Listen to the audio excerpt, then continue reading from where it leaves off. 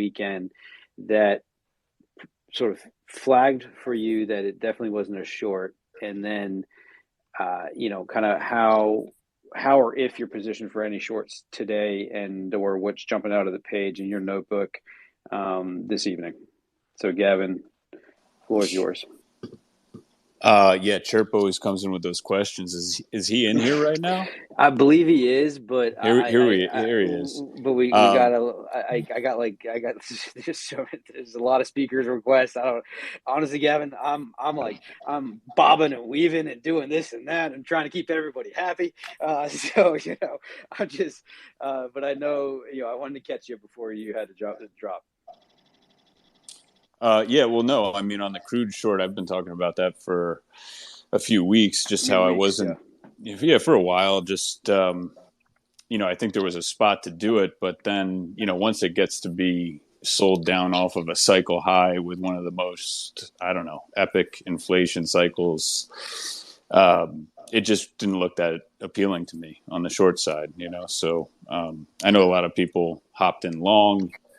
I'm still not shorting it. I think, it's probably another 1 to 3 weeks for it to set up. And then I'll think about hitting it on the short side. I'm long energy. Yeah. There you go. It's been a big I'm long Halliburton. Yeah. And the reason why I'm sorry, I literally have a view on every single space right now, just about. And that was just my energy guy who was calling me tonight. He's a brilliant guy, Todd Cantor. He runs, I think, the last standalone energy hedge fund in the country, and we're in an energy crisis. We're in it, and it is going to be a meaningful drag on the consumer, offset by higher wages. And you have to remember that the entire world is in semi-shutdown around this Omicron COVID, which is probably about 4 to 5 million cases a day right now in the U.S. And it's going to peak pretty soon, really soon. Like it's already peaking in the Northeast. You don't see it yet, but you will in about 8 days or less. It's very hard to model because I can't figure out how many people actually have it. So I'm just guessing because there's too many at-home tests. So the whole world is going to basically come back to work. And I think we may have one big nasty squeeze in energy left as everyone comes back to work. I mean, this is it right here, no? No, people aren't back at work. They're still disrupted globally. So I think you're going to have another, demand surge offset by nobody wanting to travel anywhere because fuel energy costs is too high. I draw your attention back to 2008.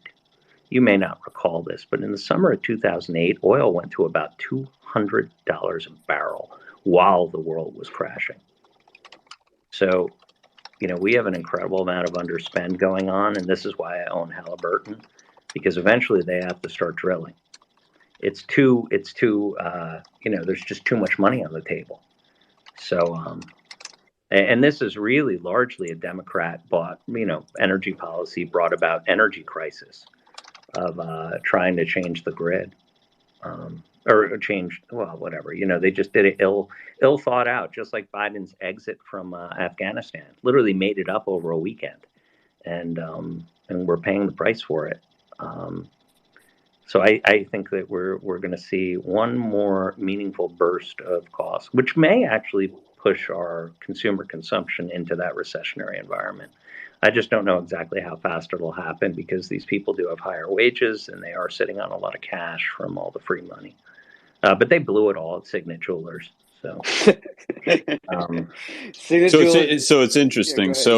I mean, Mike, you know what we do at Hedgeye and how we think about the quads and the back tests. And I think we are in an unprecedented time in terms of just business, right? So it's probably going to mess with some things and make things a bit tricky to navigate. I mean, just like we're seeing now, but so large cap energy, it was pretty easy to catch 2 big trades in 2021, which I caught with Hedgeye. And then, so now it's a matter of, it's just, if you have a thesis on it, that works out. Well, I'll tell you the to be thesis. long. Here's the thesis. There's two things. Number one, I think the rest of the world is going to go back to work very soon, and we'll have a demand onslaught. And then number two, vanilla retards. Vanilla retards. Take a look. Take a look at what's out there to chase. The reason why oil went to the moon in '08 was because the whole world was crashing, and it was the only thing that was up. And so they crowded it like mad, and it went to the moon. And I can see a very similar setup coming about, just like the summer of '08. And don't cancel on Mike or Pink. He's a hedge fund PM / trader, and they don't get out much, so they don't understand the but no, Mike, I'm just teasing my man. But yes, no, that it makes perfect sense. And I don't know. I mean, it's the vanilla guys. I mean, it blows my mind, right? If they are trying to, I mean, if they do chase, right? But you they will because they don't care. It's not their money. I mean, and it's not about being right. It's about so is it like the benchmark. It's about beating the benchmark. We talked about this a couple of weeks ago about like kind of consultants is coming into the year end and advising kind of, the various pension, whatever, right? Endowments, et cetera, et cetera. And do you think that's a component of it? It's just, energy has worked basically for the last 2 years and they don't want to miss out. And so they're kind of, quasi chasing it into this first, start of the year. And also that, COVID is going to come off now pretty dramatically, and we are going to see very painful things happen. We're seeing it now in meaningful, nasty rotations. So, and remember, these vanilla guys, it's not their money. And all they care about is beating the benchmark. I mean, why do you think Moderna went to $450 a share? You think these guys actually knew what this was? Or that, it was a sustainable business or whatever? No, it was 2%, 2.3% in the MSCI healthcare benchmark. And so that's big enough that, hey, it could double. Oh my God, that's a panic. I don't own any. I got to own it. And that's literally what happened with Moderna. Hey, Mike. Get these. This will happen in stocks. I mean, take a look at the Russell 2000 growth.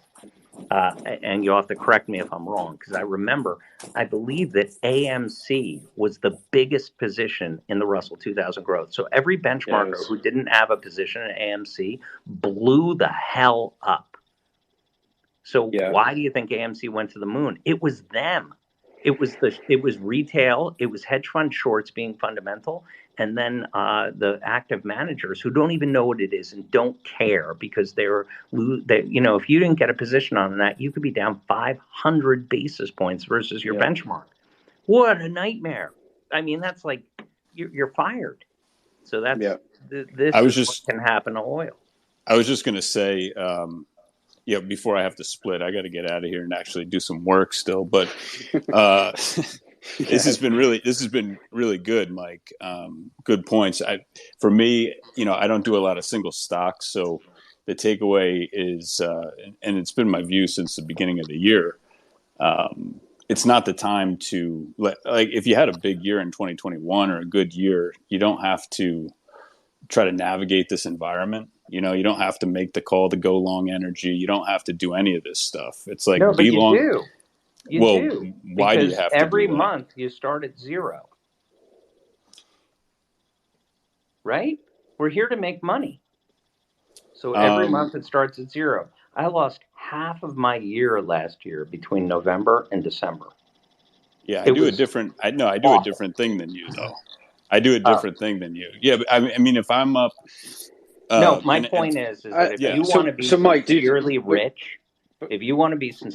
rich, think of it different than that.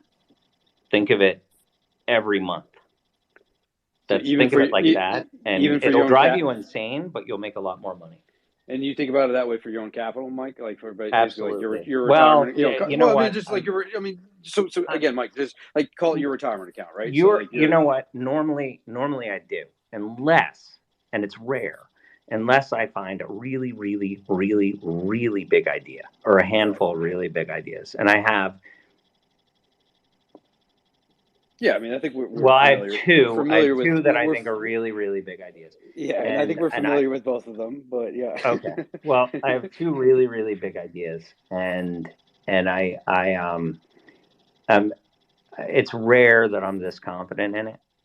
Meaning very rare, because I don't do normally, but I've seen this before. I've traded it before, this kind of thing, and I've made fortunes in it, things that I think are 10x and or more. And so what I've done it a little bit differently, and I took look, I mean, I'll tell you, on PCT I'm now a front page holder, right. as a retail investor, and Wow. that probably doesn't happen too often, but No. I see what's going on here, and I understand the sellers, and I literally know who they are, and I know what they have to sell. I know what they have to do. And I know that when this is done, there's basically the only holders left are family offices, and the benchmarkers own zero.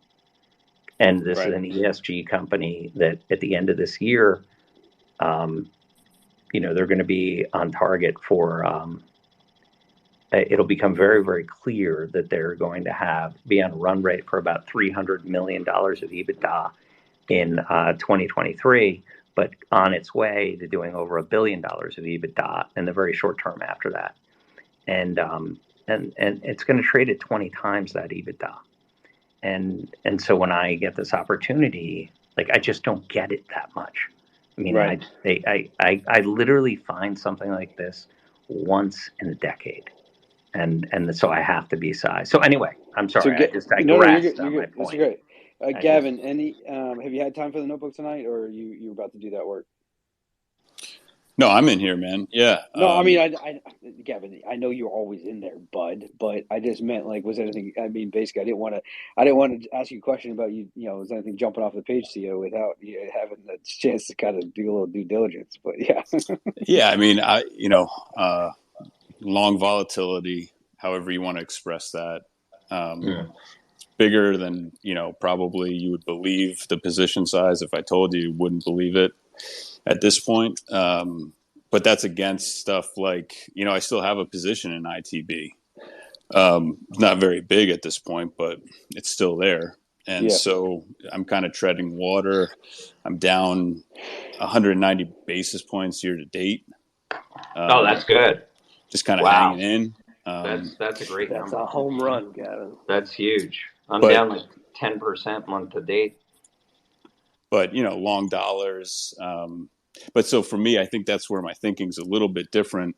I get what you're saying about every month, but the roadmap right now just looks unclear, and Yeah. it just Well, if looks you like only there's going play to it be from the long side, get out. right. I If don't you're not short a willing ton to of be stuff. Yeah, 30%, oh, then don't. Then get out. yeah, Just get out. yeah, And honestly, I get out of everything. yeah. I Stocks always are absolutely not going to work between here and May. yeah. That's what I was going to say. That's my takeaway from what you're saying here. All your ideas are shorts. So for me, it's just kind of like, let's see what happens with rates. I think it's really interesting, and I would love your take. Just very simple terms, like what happens based on a long career like yours when you see bonds and stocks selling. This will be the third consecutive week if they both close down. Yeah. When does stuff start to break? Now. Yeah. Okay. That's why I'm Yeah. 71% net short. Yeah. So now, and can you imagine Ray Dalio, what his fund is going to look like if the numbers that he reports for his fund are actually authentic? Question mark. It's not just going to be Bridgewater though; it's going to be the Cubs too. I mean, look at Co2; they have like a billion two of Moderna. Like, what the fuck are Cubs doing owning Moderna? I mean, they're going to blow out of that thing. I mean, it reminds me of Tiger management, just the reverse. Instead of being long value and short growth, they're doing it reverse now. And I think these guys are going to blow up, and they're going to have to sell Moderna and everything that they don't understand. Like, these are tech guys. What are they doing owning Moderna as a front page holder? I talked to them, and they talked me up on the cancer vaccine program. I'm not kidding. And I'm like, this is a zero. Yeah, I don't think so. And I'm like, okay.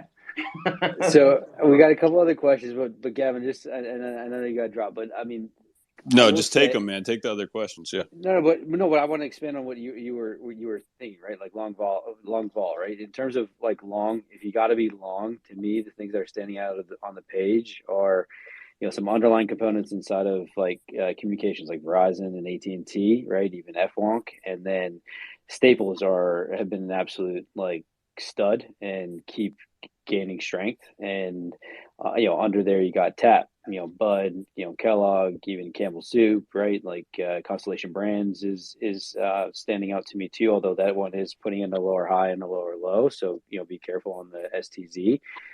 Then the dividend players too, right? So I mean, if you just kind of go to something like an SPHD, so the kind of high div, low vol.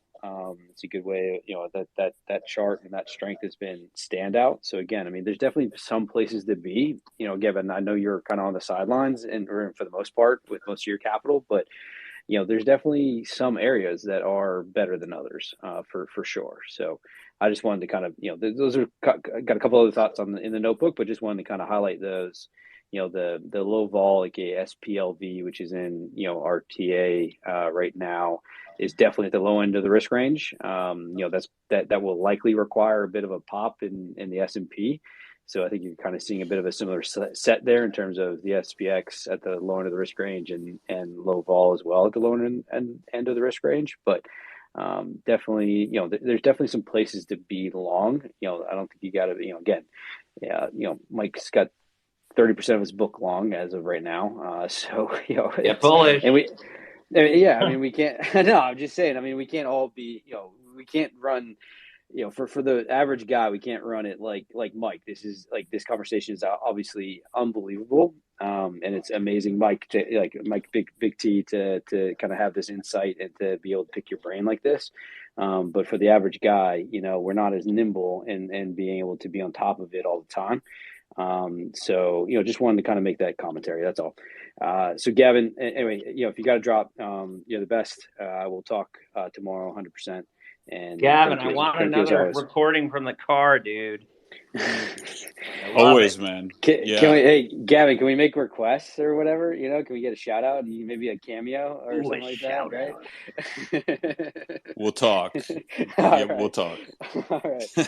We can monetize it somehow. I'm gonna hang on here. I want to hear what some of these people have to say with their hands up. All right, Jay, you've been hanging. Sorry, go ahead, Mike. Yeah. Thank you, everyone, for having me. Mike, before you hop off, just a quick question. You're 29% long. Is that all PCT? Hold on.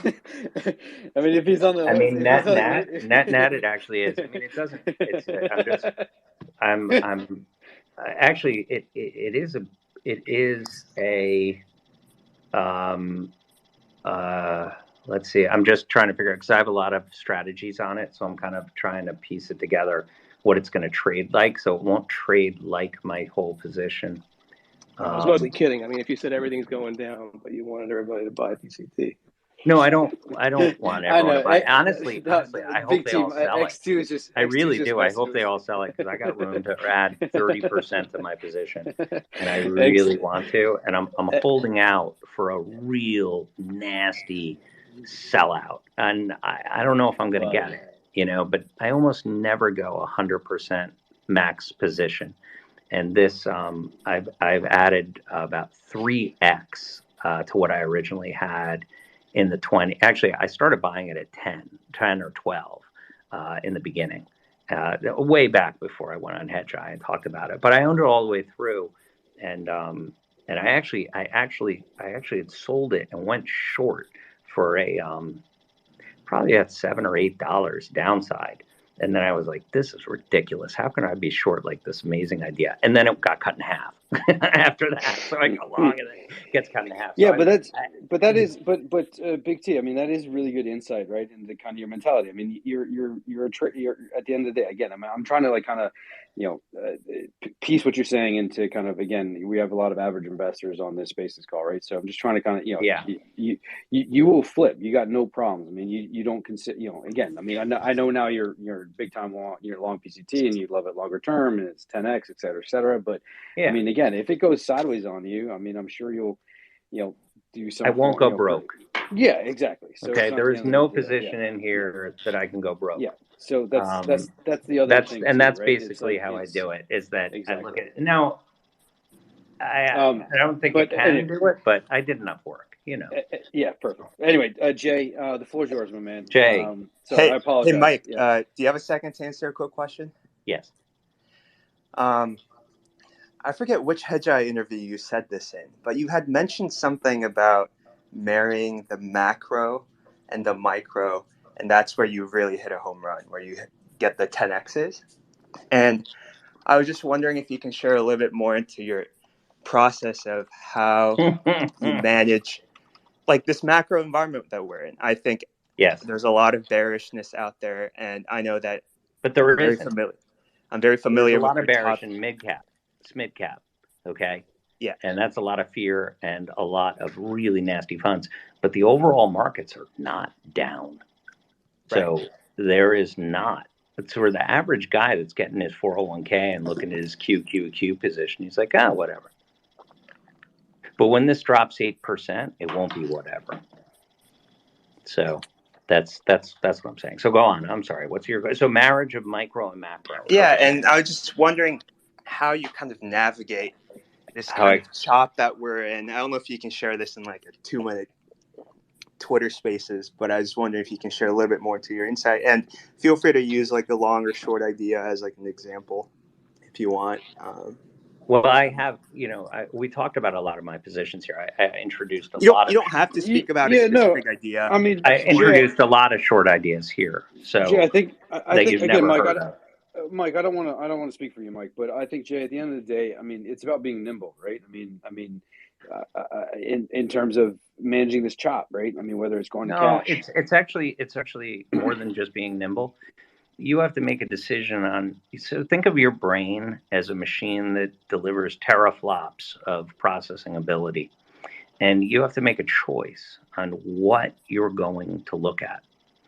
And that's one of the problems with the hedge fund guys in the micro is that they look at their list of names that frequently is very small. And that's what they focus on. They don't know anything else outside of it. And the reason why they don't is it takes too many teraflops of allocated space to actually look at other shit.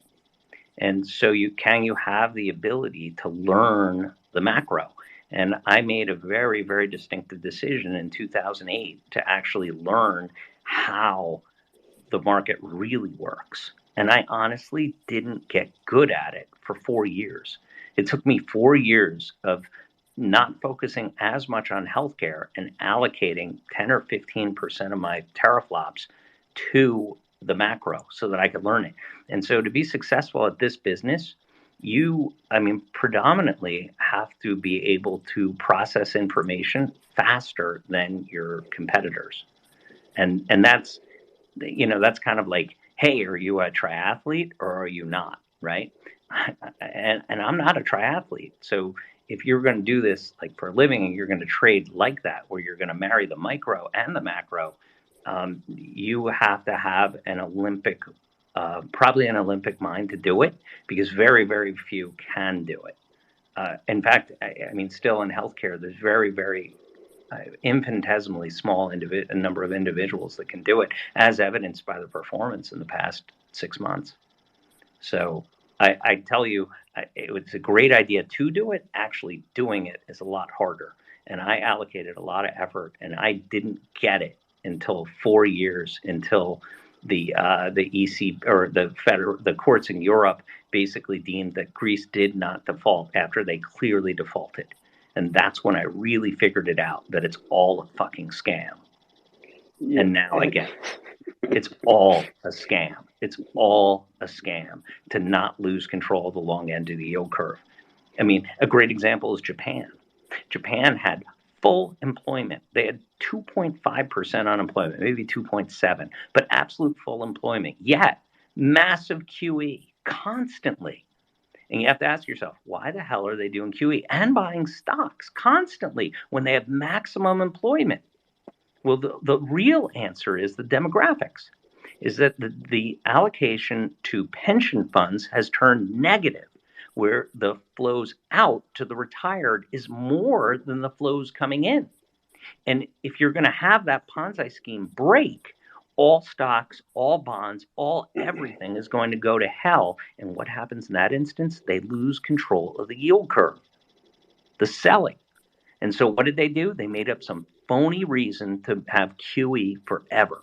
And that's why Japan has it. And they will not stop no matter what, because they will lose control of the yield curve if that happens. And now the government has so much debt that they can never lose control of the yield curve. So they can't stop printing ever. And that is the teraflops that you have to allocate in order to figure that out. And it's short right now as well. So at least on my page. Think about it. The flows in are negative.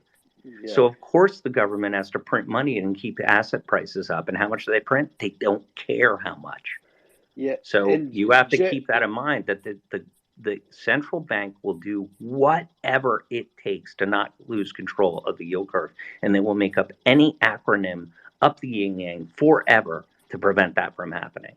And that is like the biggest take-home message in macro that I can deliver to anyone.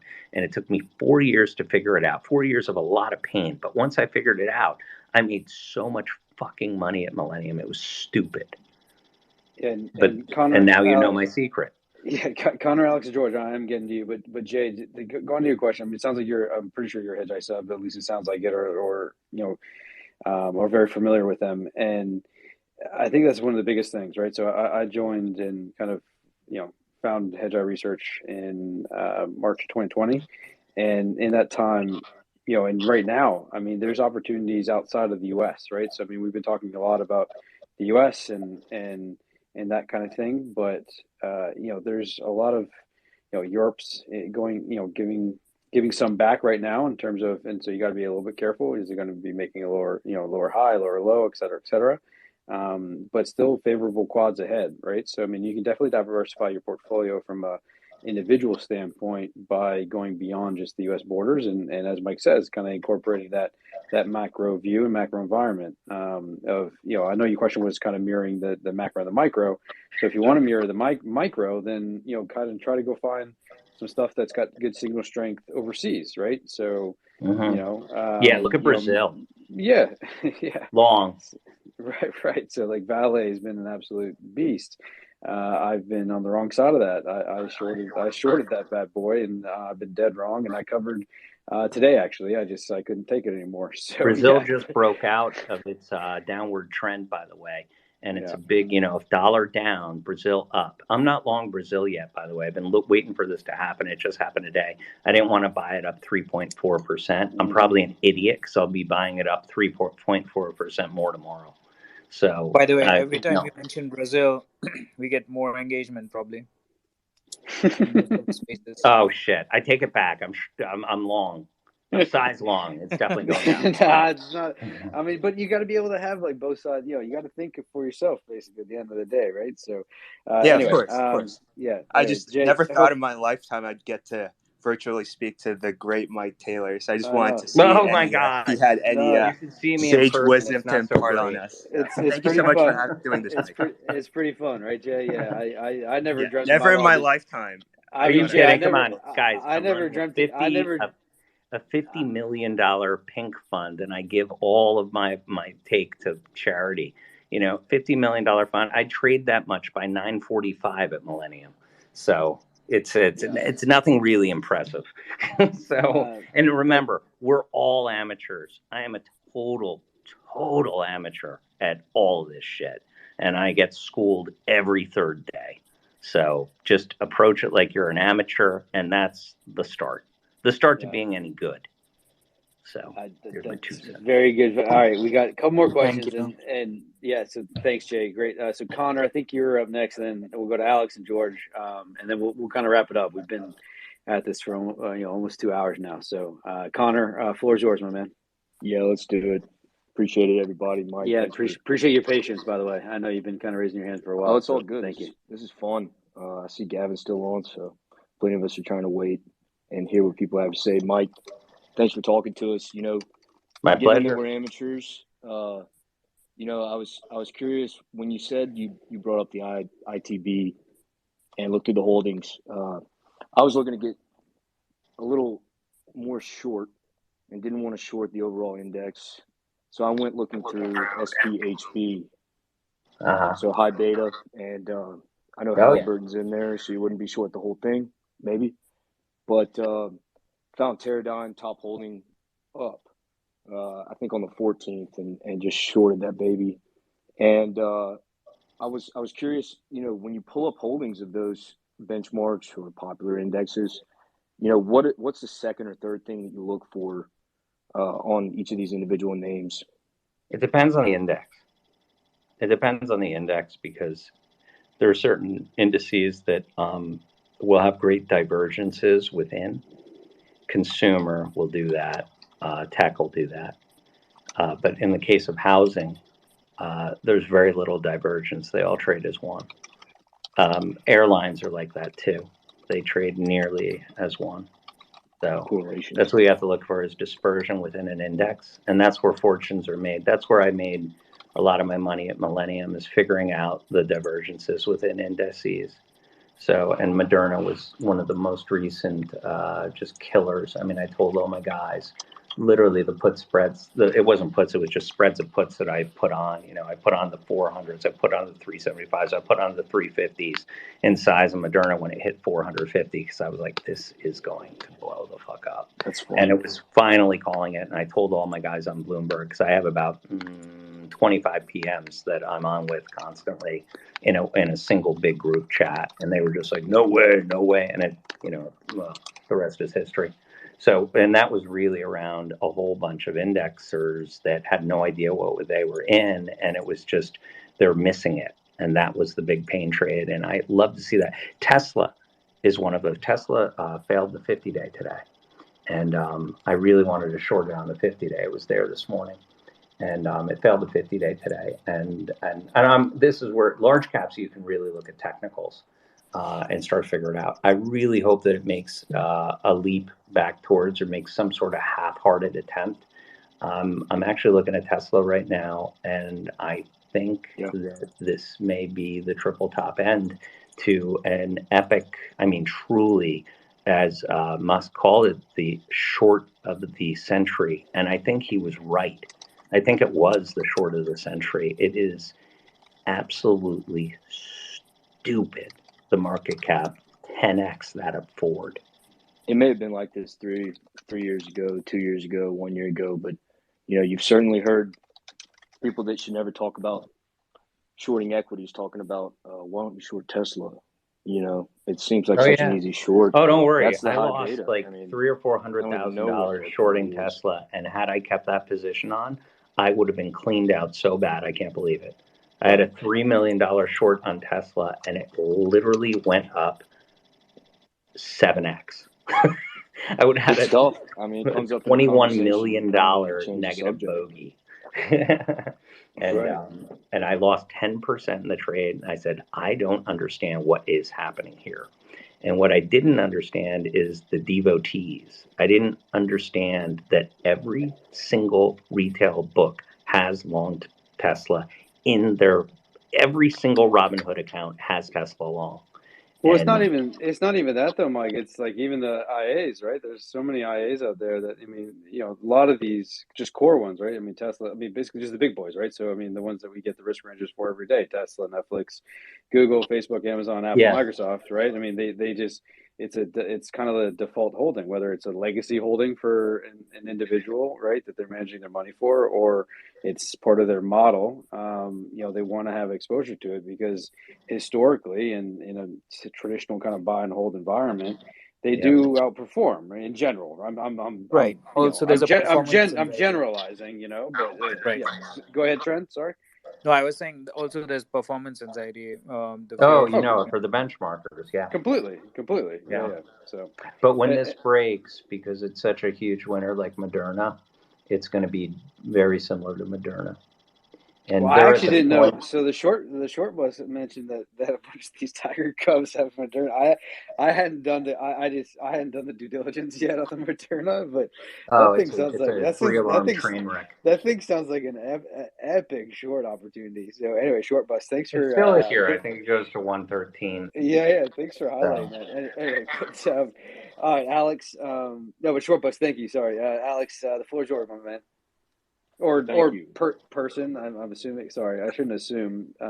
But Alex, or I guess troglodyte will work. Troglodyte, perfect. ooh, good call. Appreciate you taking the time here, Mike. Just had two quick questions for you. One, circling back to your housing call here.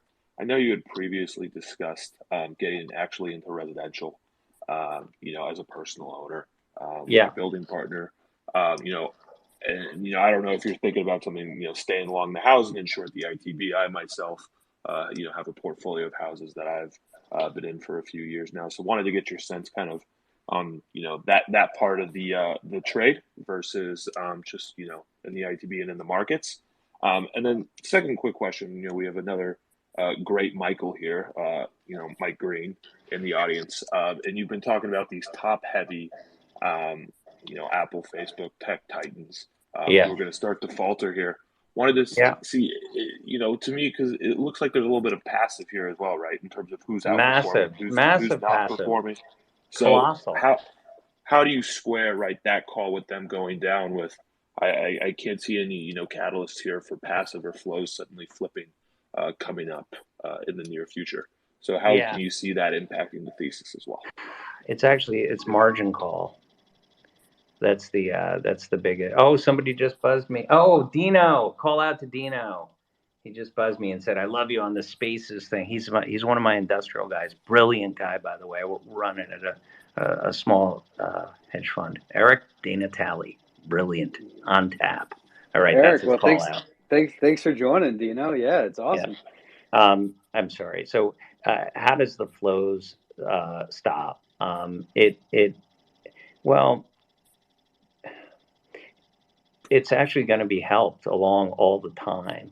But what we're having now is really we're having a margin call because the cost of capital is going up. And so leverage needs to come out of the system. And that's what we're starting to see. And we saw it meaningfully in the mid cap names aggressively.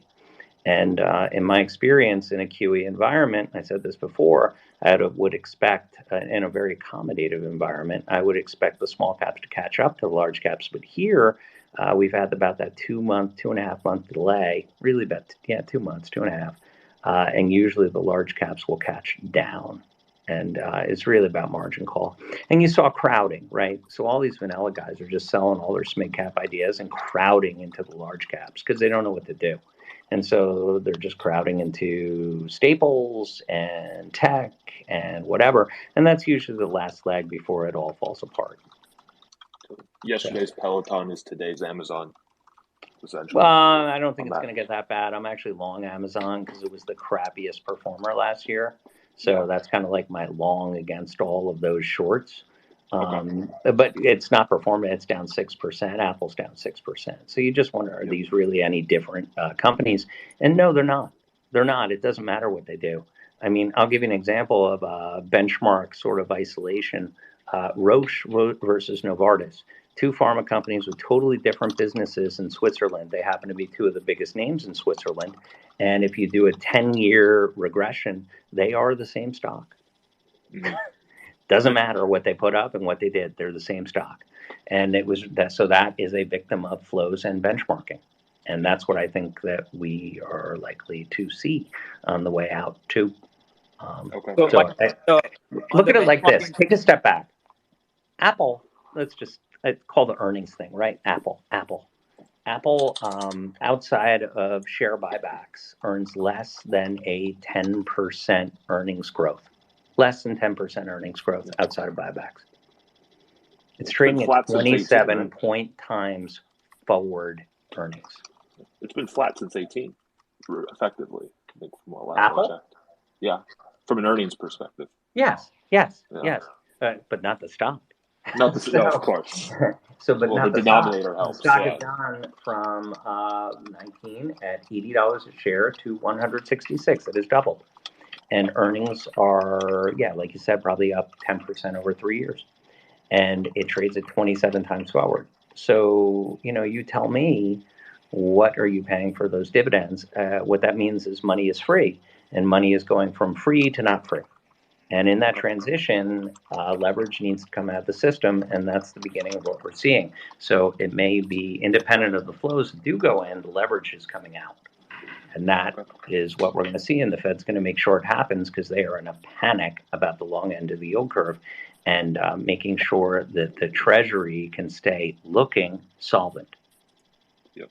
Well, so, funny Mike, enough, for the 5-year CDS part which you mentioned, right?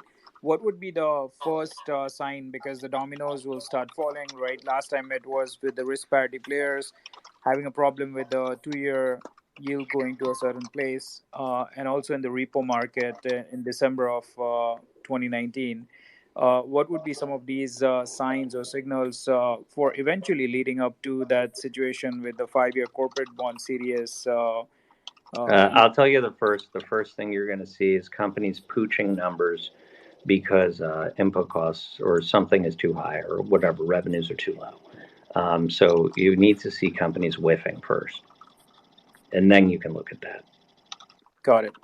So, and that's probably the next thing that we'll see is, companies whiffing numbers at some point. But right now it doesn't matter. They're just, we're seeing collapsing leverage. And that's going to persist as rates get hiked.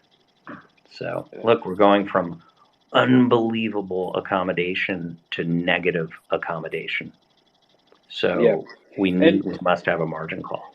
And that's a great point, Mike. And I'm going to pass it over to George here in a hot second. But yeah, it's something that a lot of PMs, a lot of managers just haven't seen before, right? I mean, it's been, I'm generalizing massively, but it's been almost since the Great Financial Crisis, so call it 12 to 14 years that we've had this type of kind of QE sort of monetary policy in place. So definitely a new age for a lot of folks that came up through the ranks, right? That are my age in the late 30s or early 40s or mid 40s, and don't really know much better. Yeah, sorry, Mark. Were you comfortable to touch on the single family rentals piece that you had spoken about earlier? And does this change your thesis on that at all? Well, I'm really playing the wage growth, especially at the lower end, and I'm basically seeing low teen, double digit, let's say, wage growth and real pricing power on the landlord side. Especially after a period of 2 years of negative net pricing power. So you may not know this, but the way that they count the rental rate equivalent, they do it in the spot market.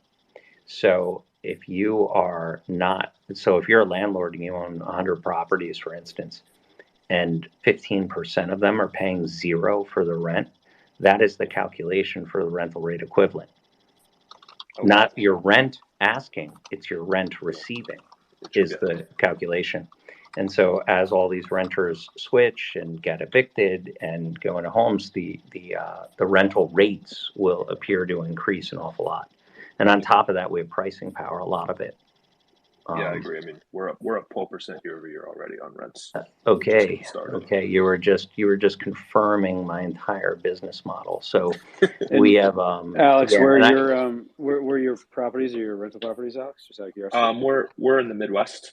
Okay. So kind of Missouri, Texas area. Sure. And we play in that 150 to 300,000. Will you DM me so we can strategize? Oh, absolutely. Thank you. I think you'll find it's a nice state for landlords to own homes as well. Yeah, New Jersey sucks. I just have a partner who's awesome.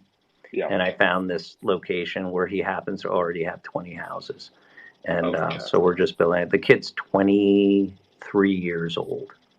And Alex, Mike talked about this on I believe his last chat with Keith. If it wasn't that one, it was the one before that, and I think you may have, yeah. So definitely if you haven't watched it, definitely take a look at that. Well, yeah. Yeah, I did. It was I was glad to see Mike was joining something I was already invested in. I think it's the first time I beat him to something.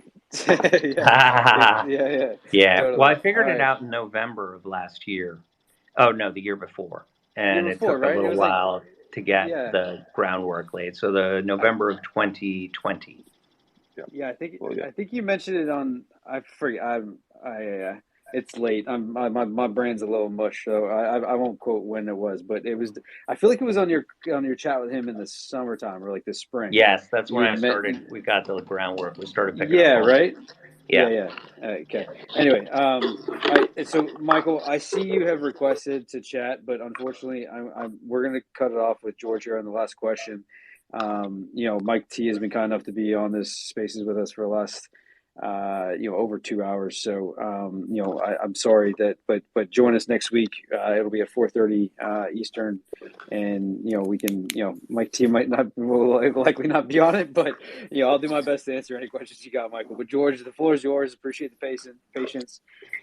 Mike T, George is an OG inside of Hedge Eye. He is a stud. He runs his own IA. An absolute brilliant dude. So, George, I'm excited to hear. This is hopefully, George. I don't want to hype it up too much, but I'm excited to end on your question. So hopefully it's a good one. Well, it's more to the fact that Robert, thanks for doing this as always, and Mike, it's a pleasure to be talking to you. So my question pretty much surrounds around, so looking at your put positions, right, going into expiration, as they roll over and you get paid over the, I don't know what you have for this month and next month, are you going to be rolling those into more puts at because how much do you pay attention to volatility, and are you putting on put spreads to reduce the risk there? And those are the kind of things that I'm kind of looking at. Good. There's straight puts. About not half, let's say a third of them on the Qs. I did the 31st of Jan because I thought they'd squeeze them up into this expiration and then vomit next week. I want to catch a vomit because remember, all of the hedge fund redemptions come in on the 31st. So I wanted to catch that. And then all my other ones, I got longer dated because I got really good prices on them. So, and they're all just puts, and now they're all in the money. So, and the thing is, I don't think we've actually seen the selling yet. So, well, that's the thing. So, if you want to get bigger in these trades, how are you expressing that? I don't need to because I'm now 70% net short. Yeah.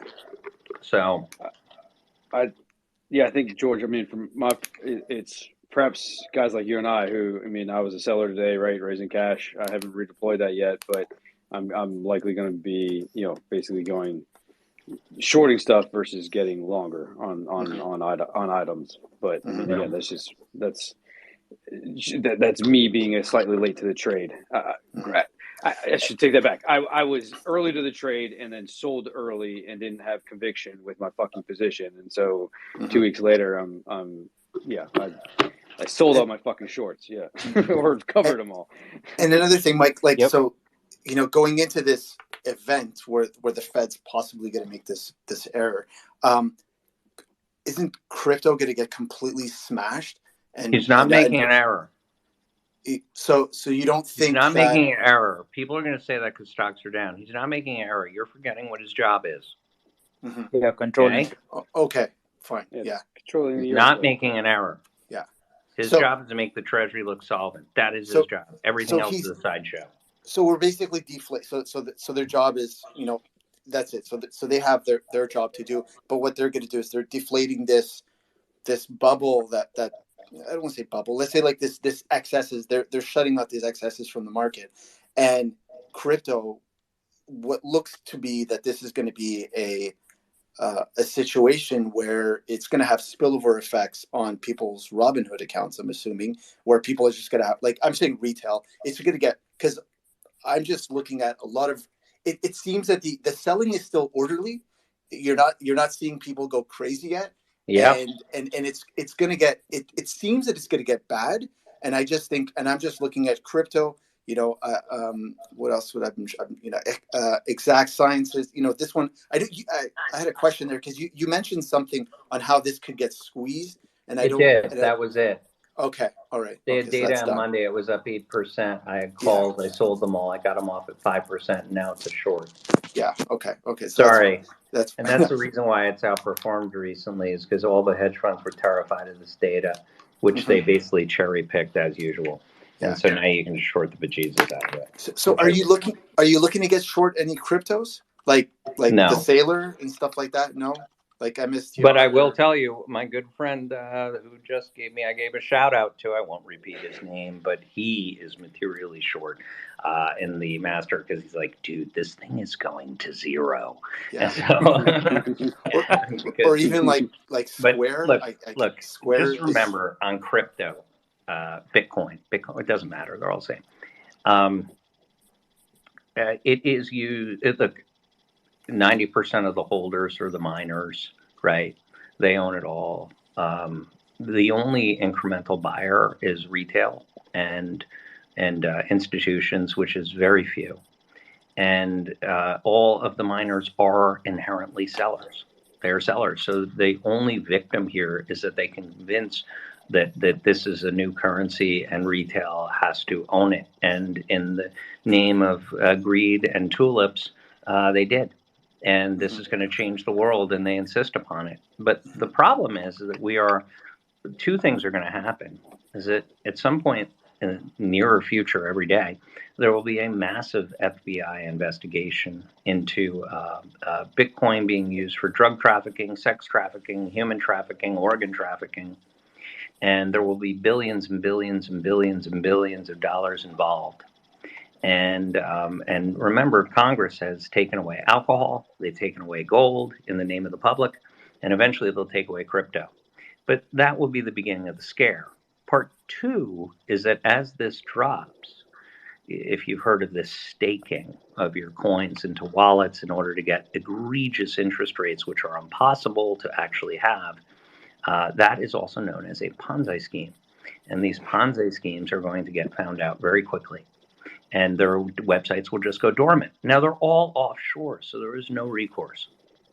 And those are the two things that will probably happen. And I'm not sure which one happens first. The Ponzi schemes blow up, or does the feds come in and have a big Bitcoin whoozy-whatsy with tens of billions of dollars of illicit whoozy-whatsy and bad people in foreign countries and a big story? And that is what I believe will destroy crypto, because then Congress is going to act in order to save the public from themselves. They will outlaw ownership. That's exactly right. And that's what they will do to save us. But it's really the Fed saying, yeah, we need to get rid of that, and that's it. Yeah, and that's how it'll go away. If history repeats itself, it's typically the Ponzi scheme that blows up, and then the Fed comes in, well after the fact to try to save face or save everyone. We got to save you from yourselves. You can't own this shit because it's all for drug dealing and all that bullshit. Yeah. And then if you want to, really, because I met this guy at the racetrack 2 weeks ago, and he was telling me how much money he made in crypto. I found I'm a hedge fund guy, okay? And he tells me, oh, yeah, but I'm conservative now. He's made a ton of money, he says, in crypto. I'm just staking it for like massive interest rate returns. And then I come to find out he's 17. And I go, this staking. And I'm like, what do you got? And he goes, well, I got this one that gives me 6% interest a month, but I got another one that gives me 6% interest a week. And I said, you know what that's called? Is what? A Ponzi scheme. And he goes, what's a Ponzi scheme? Because he's 17. Have you seen that ad of BitConnect? There used to be a BitConnect in the last crypto, upsurge in 2017, 2018. They used to offer I'll tell you what, I don't know what that is, but I immediately called Keith and Julian Brignan at MI2, and I was like, oh my God, I just had the epiphany. Everybody is in crypto. Everyone. And a 17-year-old made over $100,000 starting with $500 in crypto, and he's a genius, and he's now on the safe side because he has staked all of his coins, so he's just earning interest. And I'm just like, this is fucking insane. Like he's like, yeah, I'm making 50% a year in interest on my crypto, so it's all good. It's just like, what? Mike, as you're talking about this, like I'm Googling, trying to find some public companies that are actually doing this, and I can't seem to find any. So anyways, I'll keep digging. I don't know. Well, do you know of any public companies that are No, they're all the shit is offshore because then the feds can't get you. They have to be offshore because then when they shut down the website, there's no recourse. It's over. There's always somebody that's doing it. That's the thing. Somebody will come out. Oh, maybe in Canada or something. Yeah, I was gonna say, George, it's likely in Canada. Look at maybe Void. I don't know. There's some Scott Lucic is on here. I'll DM him. He's very tied into the Canadian space, so we'll figure it out, George. But yeah, cool. Hey, Mike T, if you got, we had 2 Georges on here, and I fucked up. So I'll do one more, George. You got one more, George. I'd actually talk to Mike. Mike is on the line here too. Mike, I don't think he's raised his hand, but he has it. Oh, and let me tell you, that profile pic that he has, that's actually him. I just wanted you guys to know that. I mean, he's and you might look at that and say, inconceivable, but but it's true. I'll tell you what, Professor Plum, aka Mike Green, said that he shared his new suit link. Those guys are the real deal. I haven't ordered yet, Professor, but aka Mr. Green, but it's on the short list to do here in Q1. So it was pretty cool. It's cool that that group you supported there seemed like a good crew. But anyway, George, the floor is yours. And he's got I was DMing him because I fucked up, Mike. So I was going to ask his questions, but he's got a couple good ones. So I think we I mean, Great. Not that the other George's questions weren't good too, but anyway, this should be a good one to end on, and we'll call it a night. Mike, thank you for your time. Wanted to say, Troglodyte Nation. Oh, indeed. Yeah, that's right. Money printer, don't go burr no more. Yeah. It's that simple, right? I was thinking about it last year, and I had a huge conversation with Eric DiNatale, who I called out to, a wonderful guy. And I was like, and I didn't set up for it because I really thought the sell-up was going to happen in January, not then. I thought that people would hold up their gains until last December and then pooch it. And I'm really surprised that it happened so aggressively, so quickly, so violently. It was stunning. It's still stunning. So, yeah. Idiot to me. I bought the Black Friday dip on low volume on the half day, and then very, very shortly thereafter started dumping everything with regards to stocks, but started loading up on long bonds, which has been painful. That being said, I started with Hedgeye, I think in the spring of 2018, went very heavy on duration, long bonds, corporate, and government. And I believe August of 2018 was wrong for about 2 months, but then was right for the next 20 months. Because I was in high school in 2008, you have more experience than me. Should I not anchor so much on the recent past and maybe change my duration with regards to bonds? I'm a long only guy, so dude, you sound so smart for being so young. What you said about oil and rates and stuff, that's got me a little concerned. I mean, I'm actually, in my experience, just in my historical experience, meaning reading, because this hasn't happened before, not to this degree. All assets go down. Mm-hmm. And on rare occasion, a good place, if you're all long, a good place to be is cash. And at this point, where stocks are, even here, down, the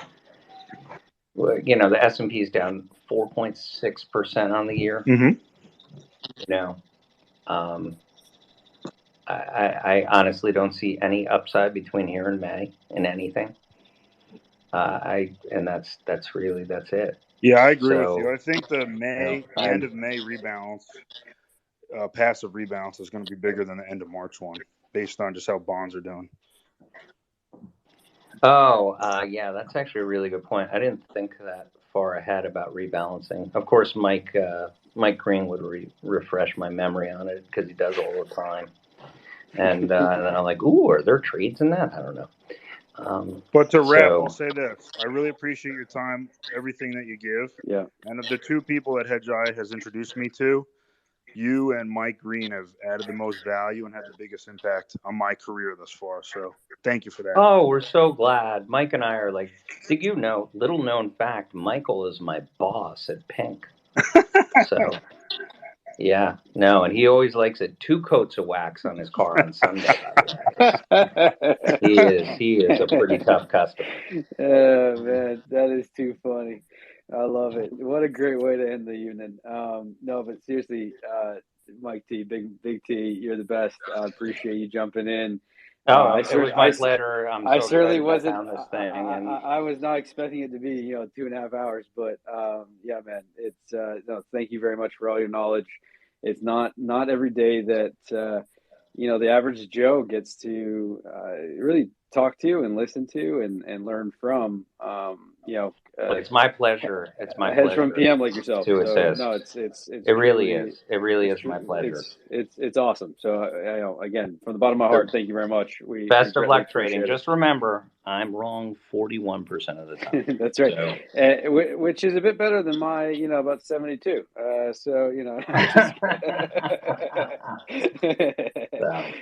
right. So for those that are new or that just still listening in, next week's session will be at 4:30 p.m. Eastern. So we do these every Wednesday, weekly notebook reviews. We kind of go through what we're seeing in the notebook, as I've mentioned. So we alternate between 4:30 p.m. Eastern and 8:30. So next week will be at 4:30. So thanks for all the new followers. Appreciate it. Yeah, go ahead. Sorry. Also, bring on a friend if you think this is of value to you, and you think that it would be of value to others. So definitely bring on a friend. If you think someone missed it out today, this session was recorded. Definitely go out and look for that once Rob posts it. Again, thank you for all of your time and your attention this evening. Was great. Wouldn't have been the same without all of you and our big star, Michael Taylor. No. That's big right. troglodyte. All right. That's right. Awesome. Don't worry about it. Look, we're all amateurs. The futures are up 30 bips right now, and I am just losing money hand over fist. Get holding. Bye, right? Bye. Bye. Guys, have a great night. You too. Absolutely. Thanks, everyone, for listening in. Good night. Cheers. Have a good one. All right. Bye.